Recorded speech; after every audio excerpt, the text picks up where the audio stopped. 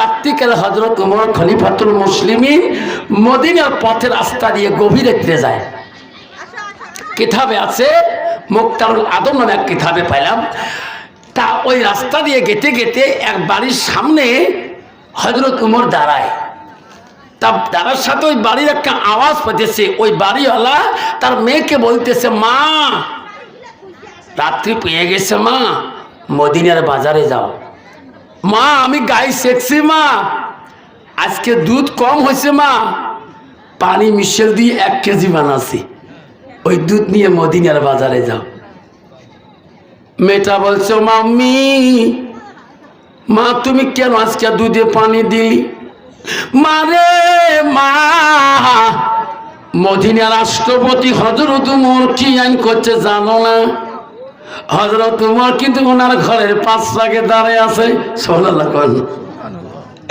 মা গো হযরত ওমর আইন করছে মদিনার মক্কার মানুষ যদি দুধের মধ্যে পানি মিশিয়ে দেয়, যদি ধরা পড়ে যায় মা তার ছানি তরবাল দিয়ে কান্নাটা তো খণ্ড করে দিবে। মা এ আইন যে পাস করছে, মা তুই কি জানো না দুধের মধ্যে কেমন মা তুই পানি দিলি মিশিয়া? মা আমি পানি আলা দুধ বেচাই না, মা আমি মদিনার বাজারে নিয়ে যেতে পারবো না। মা গো আমি মদিনার আইন আমি হযরত ওমরের মানবো, কিন্তু আমার খলিফা তো রাষ্ট্রপতি।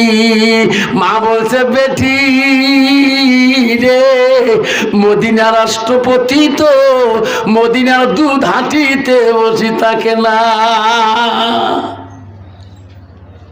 দেখছো মা কি বলছে? বেটি মদিনার রাষ্ট্রপতি তো মদিনার বাজারে বসে না। বেটি উত্তর দিছে, মা মদিনার রাষ্ট্রপতি মদিনায় না বসতে পারে বাজারে, আল্লাহ তো দেখে। সুবহানাল্লাহ করবেন না? মা ও মা আমি মদিনার রাষ্ট্রপতির ভয়ে মা আমি পানিওয়ালা দুধ বেচাই না, মা আমি আল্লাহর ভয়ে ওই দুধে পানি দেওয়া দুধ বেচাই না। আল্লাহ বলছে, বান্দা যখন আমাকে বান্দি ভয় করবে আমি আল্লাহ তখন তার আপন হয়ে যায়। সুবহানাল্লাহ। হযরত ওমর শুনতেছে, কি রে এই বাড়িতে একটা মেয়ে আছে, সে মুত্তাকিন, তার মা বুঝাইতেছে, মা আমি ওমরের ভয়ে বেচাই না, মা আমি আল্লাহর ভয়ে পানিওয়ালা দুধ বেচাই না।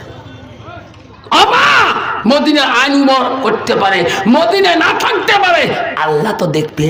দেখে না? আল্লাহ দেখবে মা, আমি পাবো না। হযরত ওমর আর দেরি করে নাই। এই কথা শুনিয়া ওই বাড়ির থেকে বাড়ির সামনে দিয়ে বাড়িতে চলে গেছে। বাড়িতে যা বিবিকে ডাক মারছে, বিবি রে মদিনা রাষ্ট্রপতির বিবিকে ডাক মারছে হযরত ওমর তার বিবি। বিবি কোথায়? তাড়াতাড়ি আমার কাছে এসো। হযরত ওমরের বিবি হচ্ছে, ও খলিফা কি বললেন তো সকালে? ও বিবি আমার বেটা আব্দুল্লাহ কোথায়? আমার আব্দুল্লাহ কোথায়? কয় ঘুমাইছে, দেখো তাড়াতাড়ি। মায়ে যা ডাক মারছে, আব্দুল্লাহ রে বাবা আজকে সকালবেলা তোর আব্বা কেন বা ডাকায়? হযরত ওমরের বড় বেটার নাম আব্দুল্লাহ। আব্দুল্লাহ ঘর থেকে কাপথাপ করে আব্বার কাছে যে হাজির হলো। আব্বাই আব্বা, আব্বা কেন আমাকে ডাকলেন? কইছে, আব্দুল্লাহ আমি তোমার কি হই? আব্বা আপনি আমার আব্বা জাল হন, আব্বা জাল হন। আব্দুল্লাহ রে আমি যদি কোনো কথা বলি তুমি মানবা? আব্বা আমি কেন মানবো না? আপনি যা বলবেন আমি মানি নেব। যেরকম সুবহানাল্লাহ। আব্দুল্লাহ তুমি সুন্নতি ড্রেস পরে নাও, তুমি বিয়ের যাত্রী হয়ে যাও, তোর জন্য আমি সুন্দর বৌমা দেখে আসিয়েছি। আব্দুল্লাহ রে, আমি যে মেয়েটাকে পছন্দ করেছি তুমি কি পছন্দ করবা? আব্দুল্লাহ বলছে, আব্বা জান, তোর কাছে যদি পছন্দ হয় আমি আব্দুল্লাহ বড় খুশি। যেরকম সুবহানাল্লাহ। আব্দুল্লাহকে সাজিয়া নিল রে বিয়ের যাত্রী হিসেবে বড় সেনাবাহিনীরা।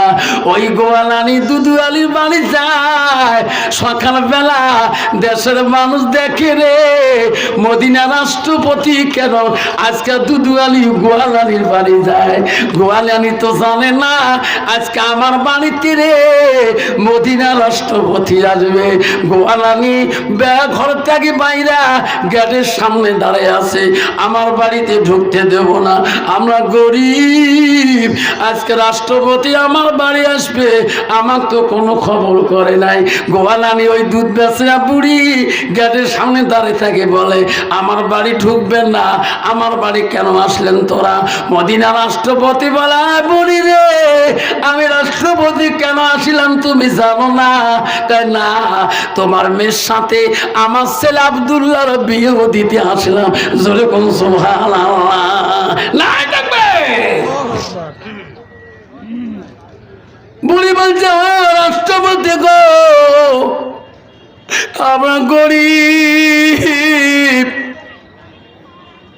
আমরা দুধ বিক্রি করি খাই, আপনি আমার সাথে আত্মীয় করবেন, আমার স্বামী নাই। হযরত ওমর বলছে, বুড়ি রে, আমি তো দেখে আত্মীয় করি নাই, আমি তোর মেয়ের ইমান দেখি আত্মীয় করতে চাই। সুবহানাল্লাহ। আমার নবী বললেন, তুমি যদি বিয়ে করতে চাও ওই নারীর গুণ দেখে বিয়ে করো। এক নম্বর গুণ দেখো, মেয়েটার ভিতরে যতই ডিগ্রি থাকুক না কেন ওই মেয়েটার ভিতরে তার ভিতরে এলেম আছে কি না। দুই নম্বর গুণ দেখো, ওই মেয়েটাকে যদি তুমি বৌমা হিসেবে আনতে চাও ওই মেয়েটার বংশের মধ্যে মুত্তাকিন পরহেজগার আল্লাহওয়ালা লোক আছে কিনা। তাহলে তুমি বউটাকে আনো, তাহলে তোর বাড়ির মানুষ আল্লাহওয়ালা মুত্তাকিন হবে। আর নাহলে তো মুসলমান তো ওটা দেখে না, মুসলমান দেখে নগদ কত বাকি কত। তোমার তি নাই বাবা, আমার তি ঘটক গাড়ি কি দিবে, টাটা দিবে না ইয়াম্মা দিবে? আমার তি আছে ক্যাশত কত দিবে, 3 লাখ না 4 লাখ? মেয়ের বংশর খবর নাই, মেয়ের ডিগ্রির খবর নাই। যখন ঠিক ঠিক সেই জন্য বর্তমান যুগের নারীরা স্বামীকেও মানে না, শাশুড়িকেও মানে না, শ্বশুরকেও মানে না, নিজের স্বাধীনতায় চলে। সেই জন্য মেয়েরা স্বাধীনতায় চলে। ক্যাশ দিয়ে বিয়ে আনছি, গাড়ি বলাইলে কয় দেওয়ার কয় এটা তোর গাড়ি নয়, এটা মোর বাপ তোর ভাইও গাড়ি দিছে, বলাস না, ঠিক না ঠিক? আব্বা যারা আমার সোনা সানারা, আল্লাহ নবীর এক স্ত্রী ছিল গো, হযরতে মা আয়েশা সিদ্দিকা। নবীজি বাড়ি আসে, আয়েশা এত খুশি হয়ে যায়, আয়েশা নবীর দিকে তাকায়, নবীর হাত গুলা বলায়, নবীকে বলে, আগো নবী, আপনি যখন বাড়িতে আসেন আমি আয়েশা তোমার চেহারাটা দেখলে আমার কলিজাটা ঠান্ডা হয়ে যায়। আয়েশা এত রূপবতী নারী ছিল মা, আয়েশা এত ব্রিলিয়ান তীক্ষ্ণ নারী ছিল মা।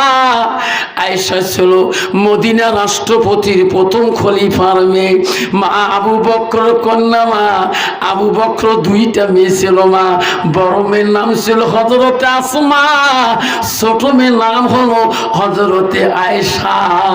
মা আয়েশা হলো নবীজির 3 নম্বর বিবি।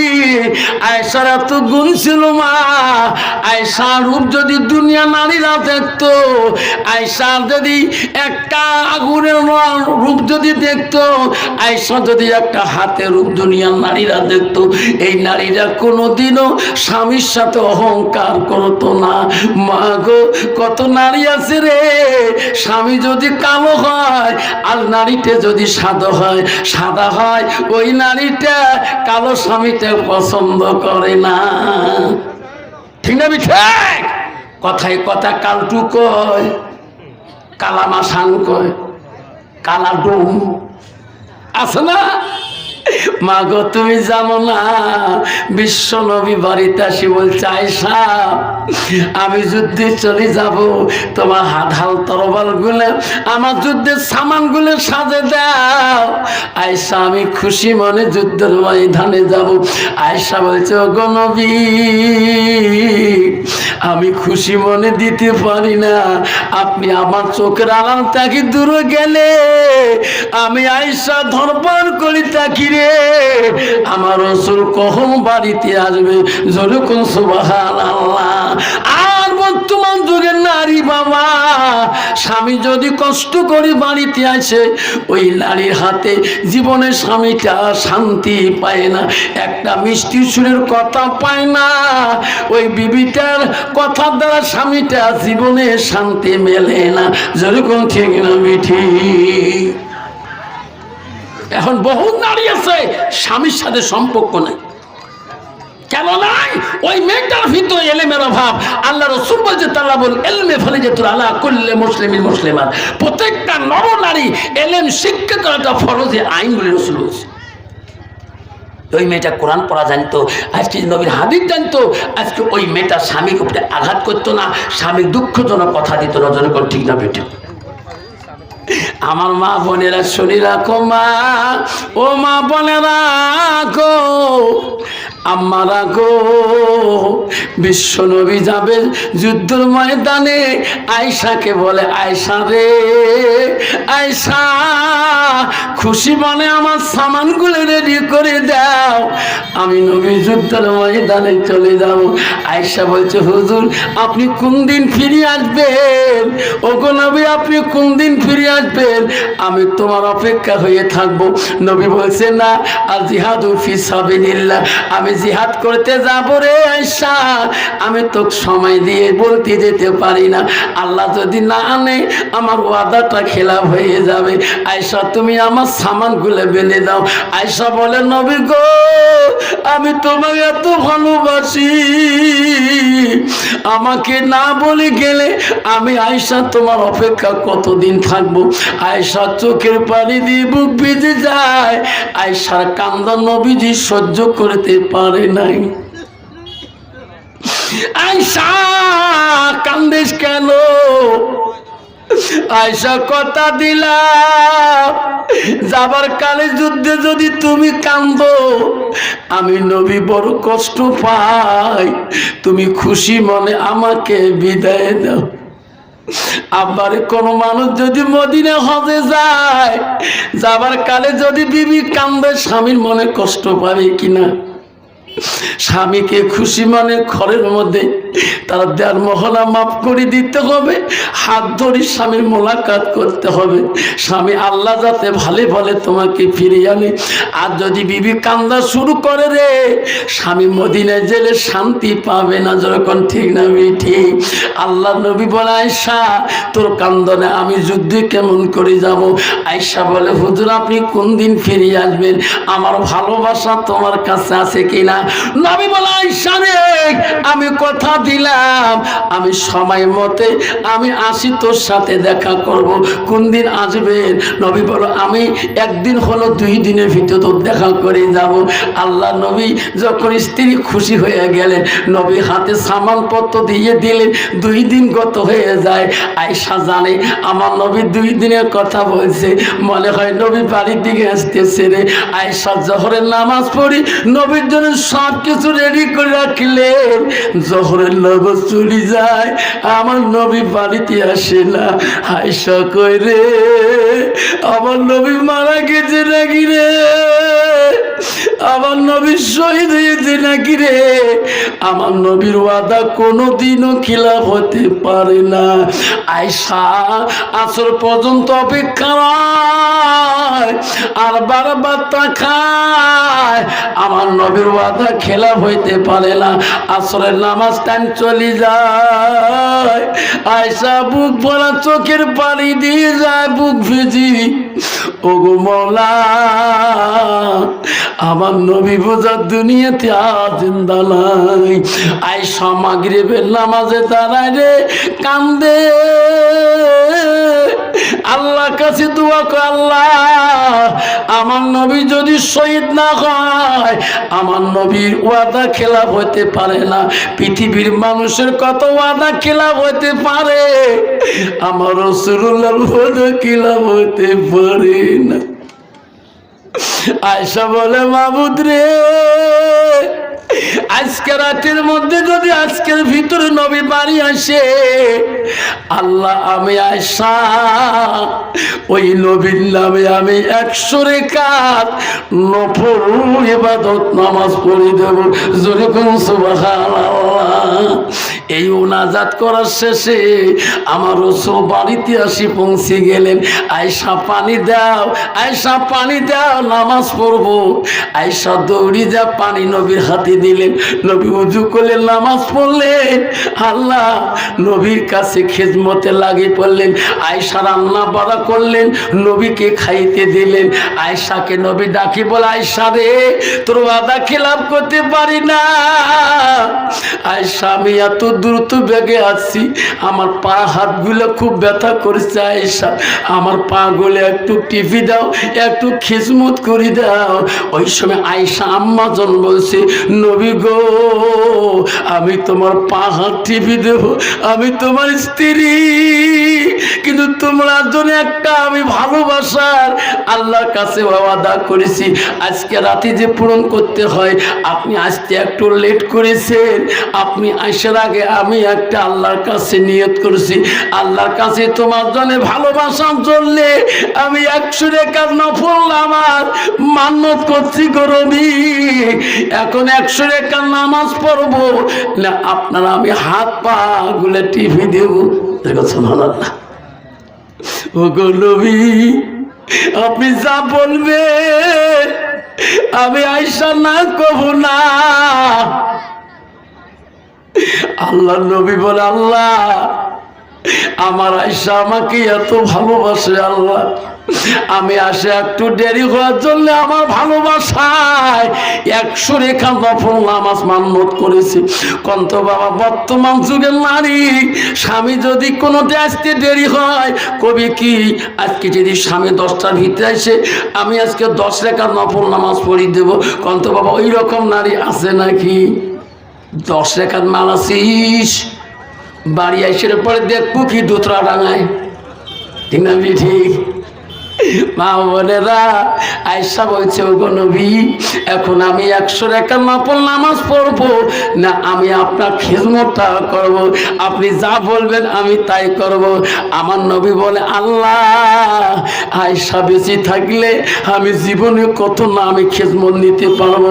আল্লাহ আজকে যদি আয়েশার নামাজটা চলে যায়, আয়েশা পরবর্তী নামাজগুলো পড়তে বড় কষ্ট হয়ে যাবে।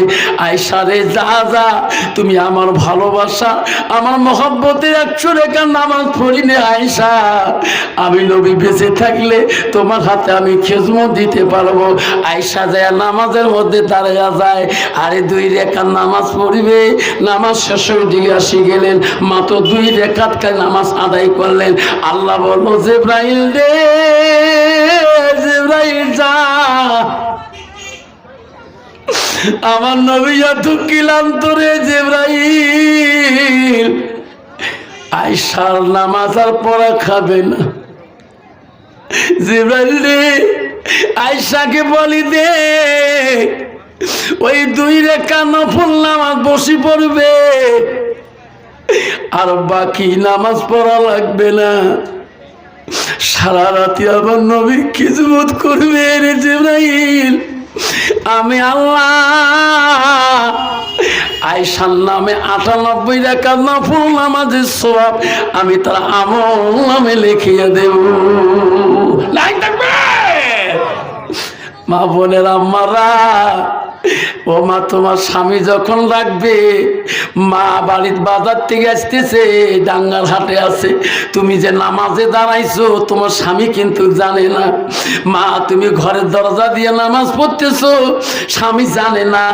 মা যদি ফরজ নামাজ হয় নামাজ নষ্ট করবা না, যদি সুন্নত নামাজ হয় নষ্ট করবা না, আর যদি নফল নামাজ পড়তেছো মা এক রাকাতও যদি পড়ছো সঙ্গে সঙ্গে নামাজে নিয়ে ছাড়ি দেবা।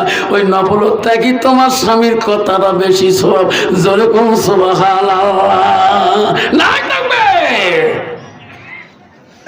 মা বোনেরা, যদি ফরজ হয় নামাজ নষ্ট করিস না, যদি সুন্নত হয় নামাজ নষ্ট করিস না, যদি নফল হয় সঙ্গে সঙ্গে নাম নিয়ে শেষ করে দিয়ে দরজা খুলে দাও।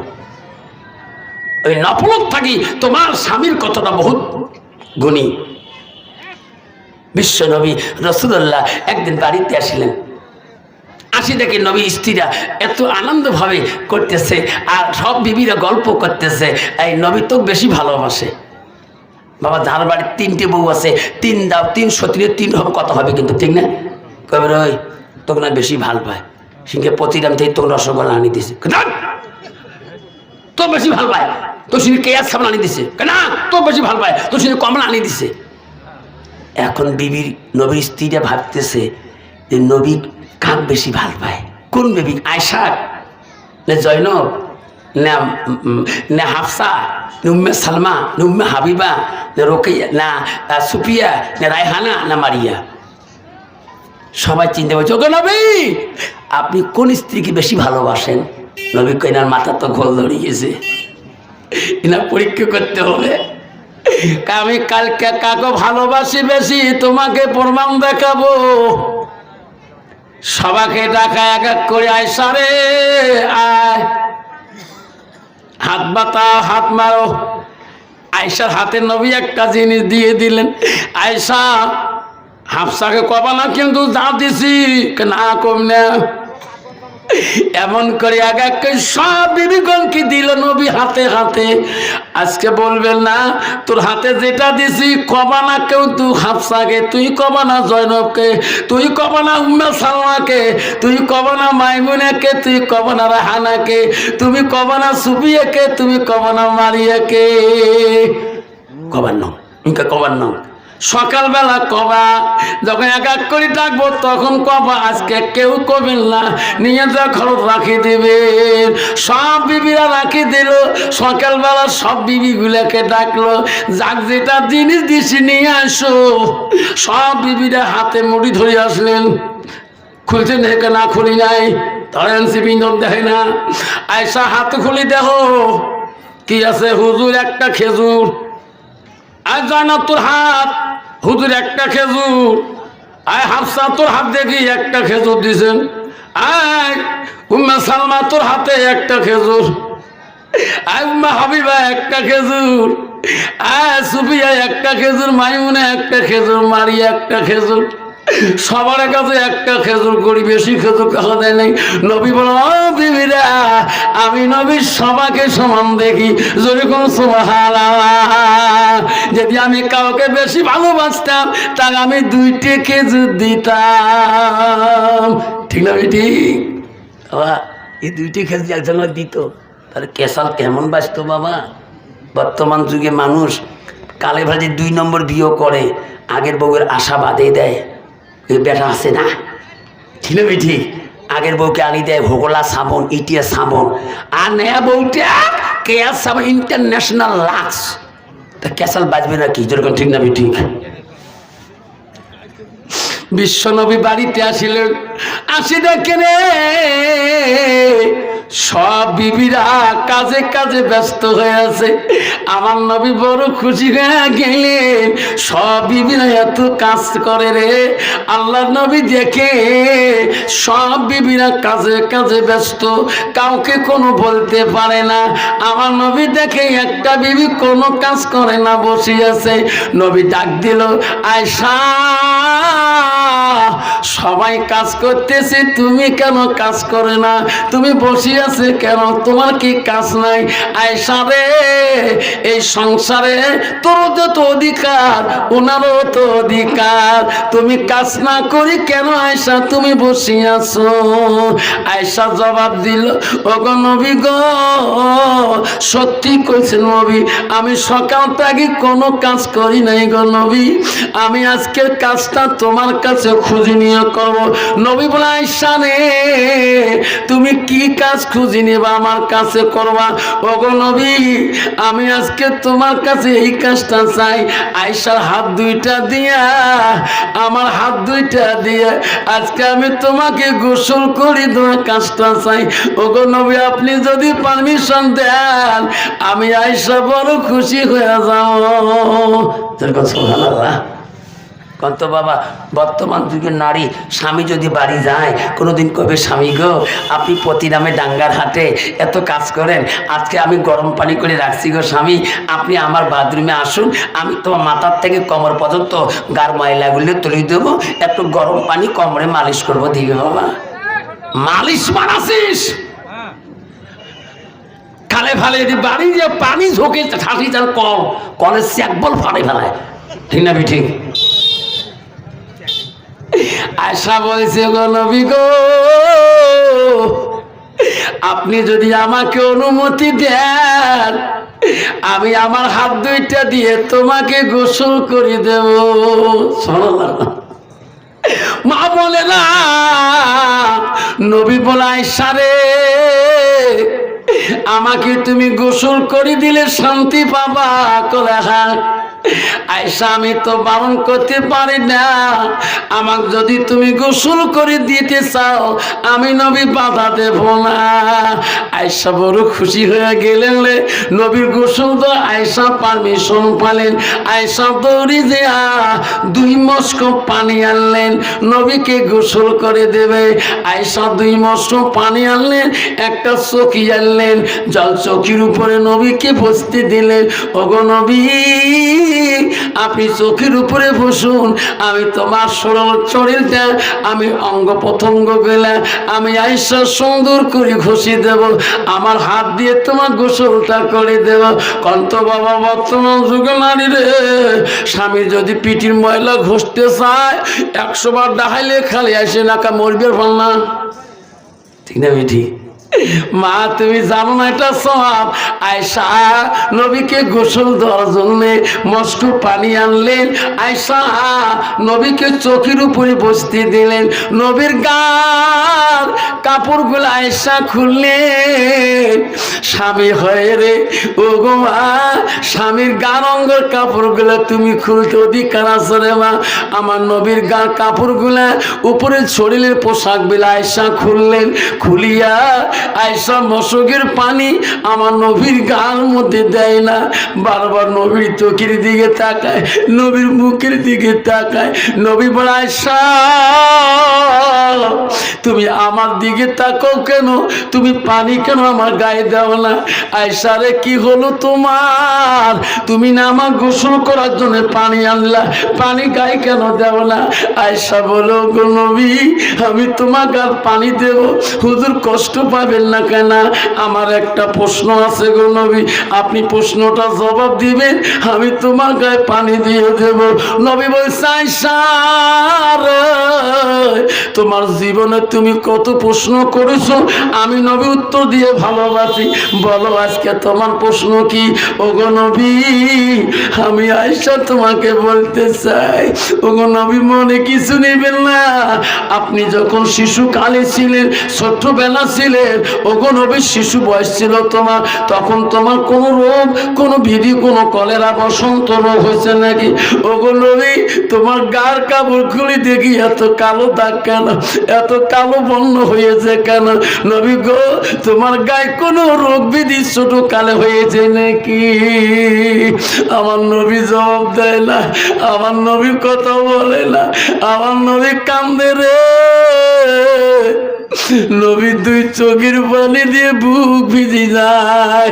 আয়েশা বলো গো নবী, আমি তোমার অন্যায় বলি নাই, আমি তোমার গালিও পারি নাই, আমি বলছিলাম তোমার শিশুকালে তোমার কোনো রোগ, কোনো বসন্ত কলেরা হয়েছে নাকি? ওগো নবী তার জন্য আপনি এত কাঁদছেন কেন? আমার নবী বলছে আয়েশা, সেই দিনের কথাগুলো তুমি কেন মনে করে দাও? সেই দিনের কথাগুলো মনে করে দিলে আমি নবী বড় কষ্ট পাই। না আয়েশা বলো গো নবী, কোন দিনের কথা মনে পড়লে আপনি কষ্ট পান? কোন দিনের কথা? নবী বলছে আয়েশা রে, আমার শিশুকালে কোনো রোগ, কোনো বসন্ত কলেরা হয় নাই।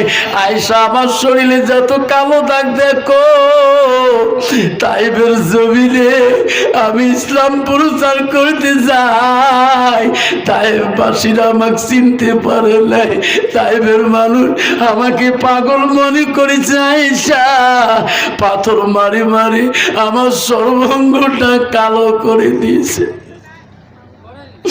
আয়েশা রে, তাইবের জমিনে আমার গা রক্ত দিয়ে আমার শরীরটা ভিজে গেছিল। আয়েশা আমার পায়ের জুতার পর্যন্ত রক্তর খলখল শব্দ হয়েছে। আয়েশা রে, সেই দিনের কথা যদি মনে করি দাও, আমি নবী বড় কষ্ট পাই রে আয়েশা। আয়েশা রে আয়েশা, সেই দিনের কথাগুলার মনে করে দিস না, আমি নবী সহ্য করতে পারি না। আয়েশা কাঁদি কাঁদি বলছে নবী গো, তাইবের মানুষ আপনাকে এত অত্যাচার করলো, আল্লাহ কি তার বিচার করলো না? ও আয়েশা, আল্লাহ সঙ্গে সঙ্গে জিবরাইল পাঠিয়ে দিয়েছিল, ওরে জিবরাইল যা, আমার হাবিব এত কষ্ট তাইবের জমিনে, জিবরাইল যা যা, আমার নবী যা জবান দিয়ে বলবে রে জিবরাইল, তুমি তাই করে দিবা। তাইবের জমিন যদি উলট পলট করে দেওয়া লাগে তবু জিবরাইল তুমি তাই করে দিবা। আমি আল্লাহ তোমাকে হুকুম দিলাম রে জিবরাইল।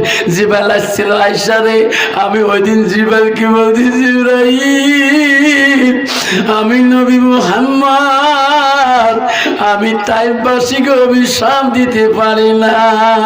ওরে জিবরাইল তুমি ফিরে যাও। জিবরাইল বলছো গো নবী, তাইবের জমিন যদি উলট পুলট করা লাগে আমি জিবরাইল এখনো করে দেব, সেকেন্ডের ভিতরে তোমার জবানে শুনবো, তারপরে করবো। আয়েশা রে, সেদিন আমি জিবরাইলকে ফিরিয়ে দিয়েছিলাম, জিবরাইল তুমি যাও, আমি তাইববাসীকে অভিশাপ দিব না। আয়েশা রে, ওদিন আমি জিবরাইলকে বুঝাইছিলাম জিবরাইল, জিবরাইল, তাইবের মানুষ আমাকে না চিনতে পারে, তাইবের যুবকরা আমাকে নবী করি না মানতে পারে, একদিন আমি নবী মারা যাব, এনাদের বংশের মধ্যে আমাকে একদিন নবী করে মানি। আমি শুনছিলাম একটা হাজির মুখে রে, এখনো তাইবের মানুষ যেটা কান্দে গো, টাইপের মানুষ এখনো চোখের পানি বন্ধ খায় না। যখন নবীজি জিয়ারত করতে যায় টাইপের মানুষের বুক ভেজা কান্দন এখনো বন্ধ খায় না। বন্ধুগণ, আমার আসলে গোমা আমার নবী এত কষ্ট করছে রে বন্ধু।